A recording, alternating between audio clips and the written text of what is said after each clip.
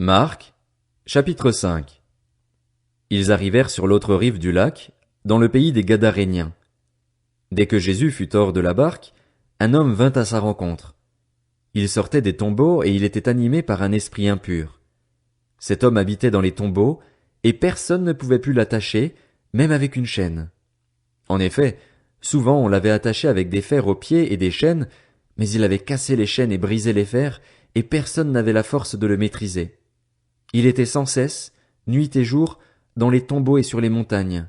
Il criait et se blessait lui-même avec des pierres. Il vit Jésus de loin, accourut, se prosterna devant lui et s'écria d'une voix forte. « Que me veux-tu, Jésus, fils du Dieu très haut? Je t'en supplie au nom de Dieu, ne me tourmente pas. » En effet, Jésus lui disait, « Sors de cet homme, esprit impur. » Il lui demanda, « Quel est ton nom? » « Mon nom est Légion, car nous sommes nombreux, » répondit-il. Et il le suppliait avec insistance de ne pas les envoyer hors du pays. Il y avait là, vers la montagne, un grand troupeau de porcs en train de chercher à manger. Tous les démons le supplièrent. « Envoie-nous dans ces porcs afin que nous entrions en eux. » Il le leur permit aussitôt. Les esprits impurs sortirent de l'homme, entrèrent dans les porcs, et le troupeau se précipita du haut de la falaise dans le lac. Il y avait environ 2000 porcs, et ils se noyèrent dans le lac.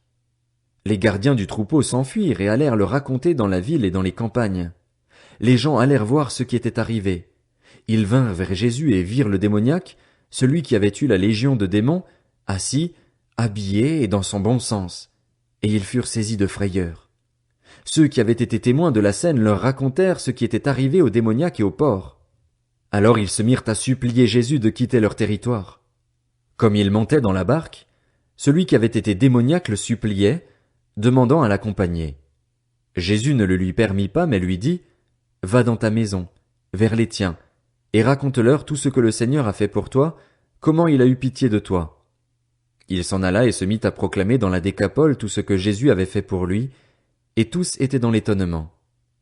Jésus regagna en barque l'autre rive, où une grande foule se rassembla autour de lui.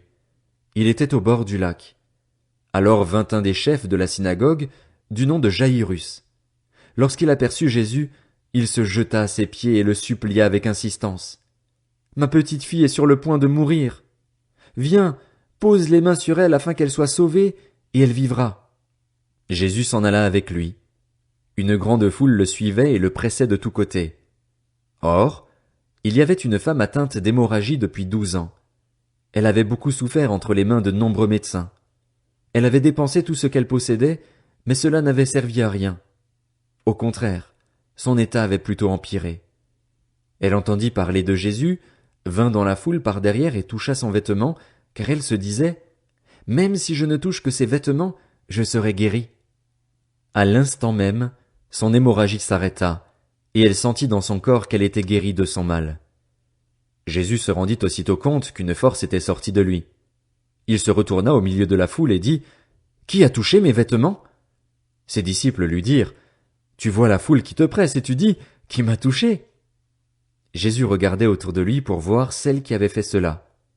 La femme, effrayée et tremblante, sachant ce qui lui était arrivé, vint se jeter à ses pieds et lui dit toute la vérité. Alors il lui dit « Ma fille, ta foi t'a sauvée.